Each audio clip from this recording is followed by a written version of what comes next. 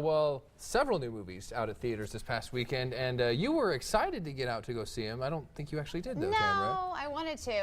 There's a couple I want to still see, but you knew that Bob was going to come in this morning. I was going to wait for his review. See what Bob said. Bob Richards joining us this morning. this You might not like morning. my review so much. I don't know.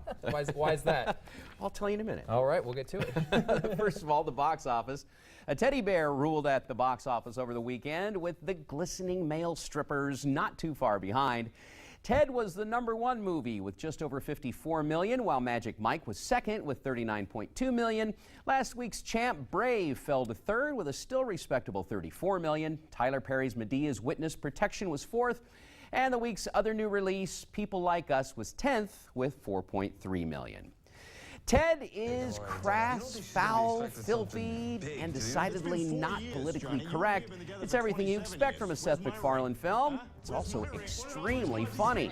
Mark Wahlberg absolutely nails his part as a man-child who never gave up his teddy bear, because that teddy bear is really alive and is a pot-smoking, womanizing, crude, bad influence. MacFarlane is the voice of Ted and is perfect. Mila Kunis also adds a lot as Wahlberg's long-suffering girlfriend. The jokes are constant. I laughed from beginning to end and never stopped. It's the funniest movie of the year. 4.5 stars out of 5. Emily Blunt is very appealing in Your Sister's Sister, now at the Flicks.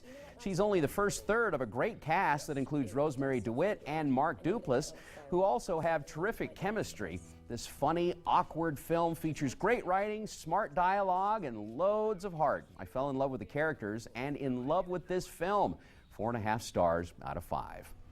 People Like Us features some nice performances, especially from Elizabeth Banks and Michelle Pfeiffer, in a film that's based on a true story. It's a little long and a bit too melodramatic, but I kept involved, and yes, I liked People Like Us. 3 stars out of 5.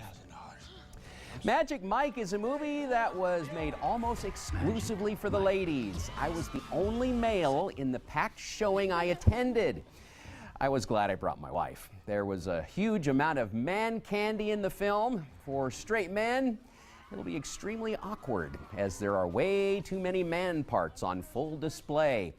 I threw up in my mouth a little bit, more than once. The film is based on Channing Tatum's life before Hollywood, and he does know his stuff. And if he's the reason you want to see this film, you won't be disappointed. If you're looking for story, character development, anything, well, there are a lot of man parts. I thought the whole thing was monotonous. Oh, and I felt embarrassed for Matthew McConaughey until my wife reminded me of his naked bongo playing arrest, and that he was just basically playing himself. Yeah, no movie magic here. 2 stars out of 5. For my reviews, a look at this week's DVD and Blu-ray releases and more, head over to my website, bobrichardsmoviereviews.com, or link to it at KIVI-TV.com. Haven't even seen it, Tamara. Maybe you might just be giving it 2 stars yourself when you go see it. I like Channing, even when he has And he does on. know how to move, and he doesn't wear a lot of clothes in this movie. And apparently that's the only thing that happens, is them not Pretty wearing. much. Were you literally the only guy in Literally. the theater? Wow. I'm impressed. You were a very brave man to go in there alone, Bob. I was kind of sinking in my chair. Good for you. All in the name of the job, right? That's right. I did it for you. All right. Thanks a lot, Bob. Bob.